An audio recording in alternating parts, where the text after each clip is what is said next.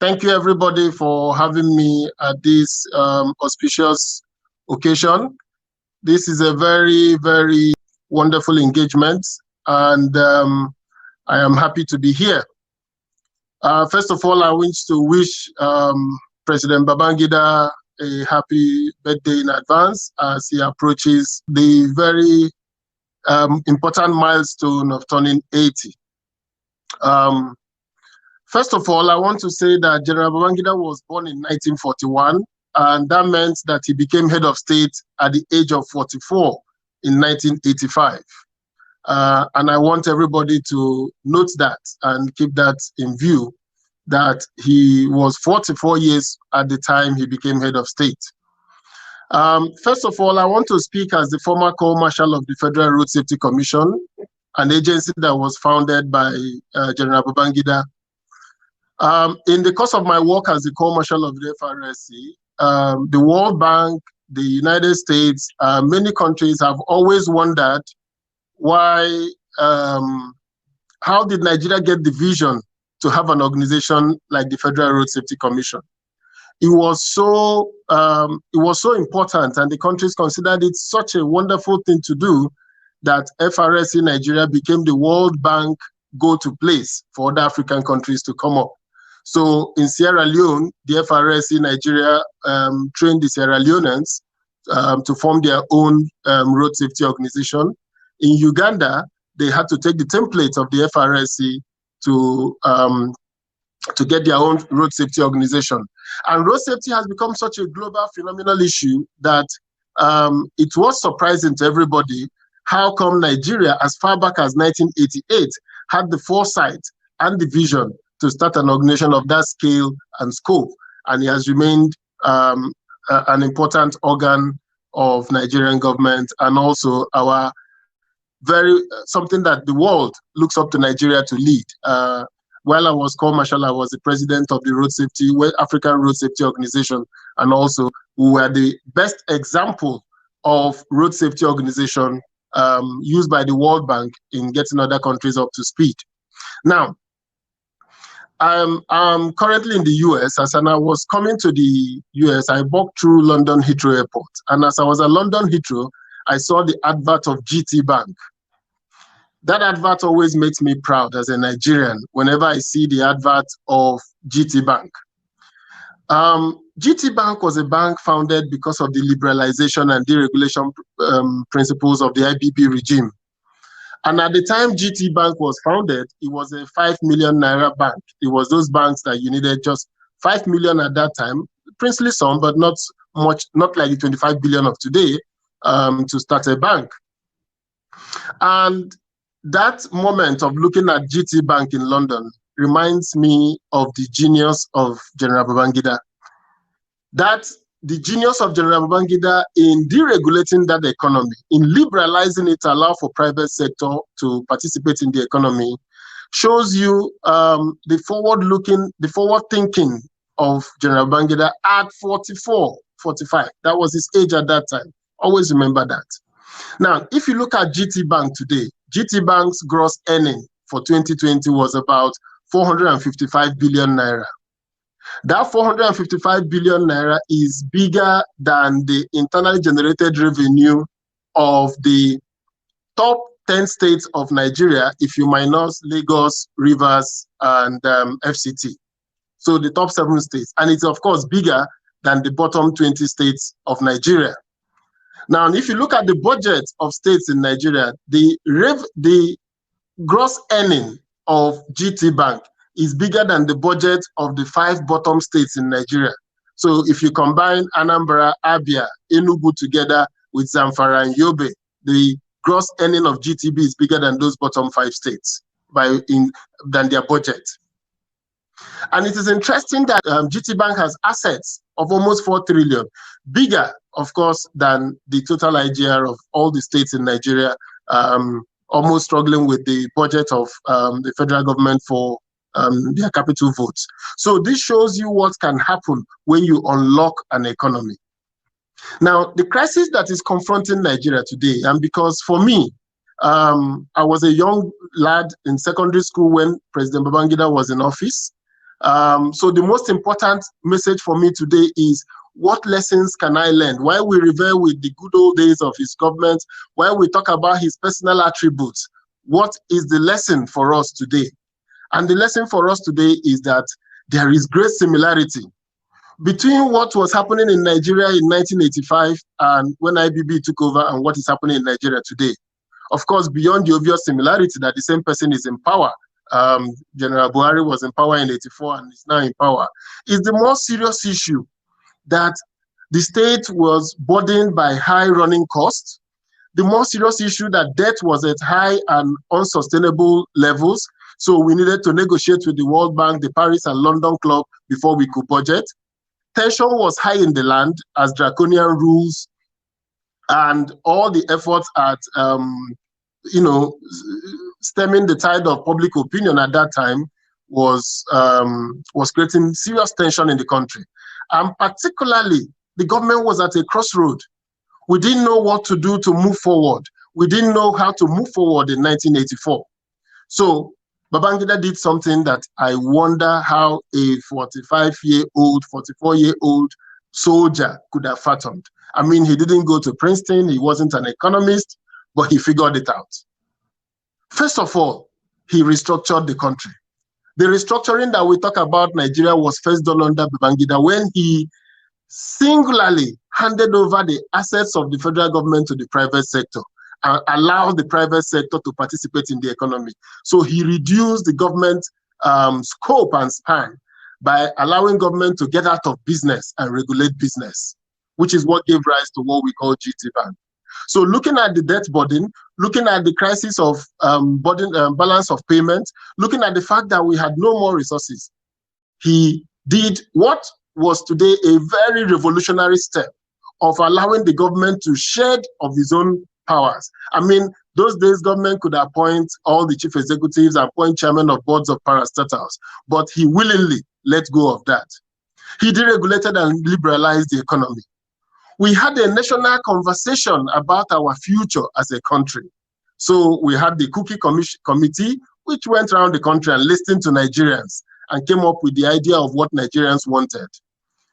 He opened up the media space. I mean, I heard Dr. Chidoka talk about the Guardian of today. We went as far as the unleashing of papers like Vintage People, Prime People. It was days when Nigerians were happy. We even had the Nigerian Music Awards, which used to happen and became a regular event in the Lagos social scene. So everybody that was somebody was at the Nigerian Music Awards. So the IBB period led us to the Nigeria we know today. But more importantly to me, he renewed the idea of Nigeria.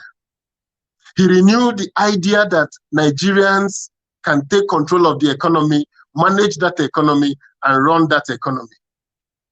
He unlocked our potentials as a people. He gave us the possibility to begin to see that new Nigeria that began to emerge out of all his decisions. So while he made those decisions, of course, like every human being, he didn't realize the import of what he has done in being able to let Nigerians realize their potentials. It became impossible for anybody to control Nigerians. So whether it was Nigerians fighting the various regimes, the Abacha regime, the democratic process, the third term, it was that start of the Babangida regime in allowing Nigerians to take charge of their own destiny that gave us the strength we have today as a nation and the vibrant opposition, the vibrant voice that the Nigerian media and the civil society have today in Nigeria. So today, I think that what we need to do is that we need to look back at things that have worked for us and see how we can do them again. The country needs to restructure. And when I use restructure, not just the political restructuring, but I mean that the federal government, looking at their budget, looking at the inability to pay their wage bills, looking at inability to service the debt that is rising, it is time for the government to reduce the scope and the span of the federal bureaucracy. Just like Babangida handed over to the private sector, it is time for the federal government to withdraw from some of the activities of the federal government, especially those in the concurrent list, to allow those things to go back to the states. It will not weaken the federal government, it will strengthen it Because what will happen is that the federal government will have the scope and span to now intervene in the critical parts of our economy. So in education, in the health sector, in security management, there is an urgent need for the federal government to restructure, to willingly let go of those powers, to stop controlling those things that he needed at some point to control to help us in building a nation. Secondly, I think we need to renew the idea of Nigeria. At no time in the history of Nigeria, in the history that I've lived in the period I've lived in Nigeria, at no time have the question of Nigerian been so strong, have the tension between us as a people been so intense, have the hate and the disconnect between the people and the state. I have never seen it this much in Nigeria. So this is the time again we need to renew the idea of Nigeria. We need to borrow a lead from what General Babangida did by asking Nigerians, what do you want? We do not need to convene any new conference. We've had conferences, we've spoken.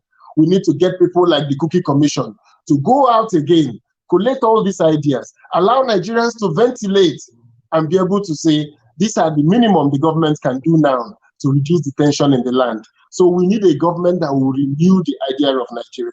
Renewing the idea of Nigeria is so critical because two Nigerias have also emerged in the course of our activities as a nation. Today, we have that Nigeria I refer to as Niger, that space where Nigerian young people are in the movie industry, in the music industry, that space where our technology companies like Flutterwave, Kobo 360, our Paystats are operating, that space where the global financial power is investing money in Nigerian companies, circumventing the Nigerian state and going straight to the Nigerian people. That Niger space is the space where Nigerians have disconnected from Nigeria and they have now migrated out to Canada and to the US. That's the first option. If they fail in that option, they stay in Nigeria physically, but they live in the global community. That space is a space where merit is driving it. That space is a space where the people are pushing despite the obstacles of the government. Nigeria as a state is becoming moribund, is becoming an obstacle to the growth of realizing our personal potentials. And I think there is need to take that space of Nigeria, which General Babangida unlocked when he started the private sector deregulations in the 1980s. That space that has become vibrant in Nigeria today. We need to take the lessons of that state and infuse it to Nigeria. What that means is that we need to find a new leadership that is like the Babangida leadership. That leadership for me is a leadership that has the vigor of youth, the idealism of the young, which General Babangida had, in understanding the advice he received from the Professor Ojetunji Ayebades of this world, Iken and Zimiros, or Sam Oyowaires, the Adele Ajinaidus, the young officers that used to clog around him. So if you look at the metrics of people around Babangida, you could see that this was youthful idealism at work. This was the energy of youth. This was the hope of a new nation. This was the ability to harness our energies as a people and drive towards a new destination. They were not held back by the prejudices of yesterday. Our leadership in Nigeria today has to be a new leadership anchored on the idealism of the young people who are looking at the space Niger and trying to infuse that spirit into Nigeria. So that transition, that reimagining of Nigeria will require to be done urgently now that our elder statesmen are around, so that we can learn from the benefits of their experience without the burden of their cynicism. We can learn from the mistakes of their past without being held hostage by their prejudices. What we need in Nigeria today is to identify the idea of Nigeria, to renew the idea of Nigeria. And I hope that President Babangida at 80 serves as a fulcrum. This dialogue, the Babangida, the IBB legacy, should continue to offer us opportunity for us to be able to bring out that new Nigeria, for us to give birth to that idea that allowed Nigeria to flourish. If you remember very well, since after the period of General Babangida, we have not had any new event that excites Nigerians. We haven't been able to do things like MAMSA, which told us, like everybody talked about, Professor Jerry Ghana, if you are a chief, if you are a bab well, if you are a driver, drive well. We haven't even had a song again that captures our imagination. Me, I love my country, I like the land and people. Everything he did for Nigeria. Make we join hands to make Nigeria better. These were the songs that evoked our feelings as a nation. This is what I grew up as a 14-year-old listening to. I believe, these are the things that today we have no more. We are breaking the ties that bind us as a nation. So if we like the land and the people, I think the time has come to learn from the experiences of the past, to look at what has worked and to reimagine the idea of Nigeria. The greatest lesson for me, listening to all these people here today, listening to the variety of opinion about the man IBB, about the governance, about the vision, listening to the professors who are thinking, I think we need to go back to that golden era when those who know lead those towards a new promised land. I wish General Bangida a happy birthday. I wish him longer life. My father is 95 this year, so I hope he will live longer than him. I wish him also to be able to lend his voice, to do what Professor Yowari has been asking him to do, to tell his own story, so that when we look back, we can say, this is how IBB saw it, and he did it his way. We may not agree with his way, but that is a way of doing things. And that, for me, remains the hope that I have, that this Nigeria, with all its challenges, will give birth to Nigeria, a land of hope, a land of opportunities, a land that we can make and be proud as a Black nation in the world. Thank you very much.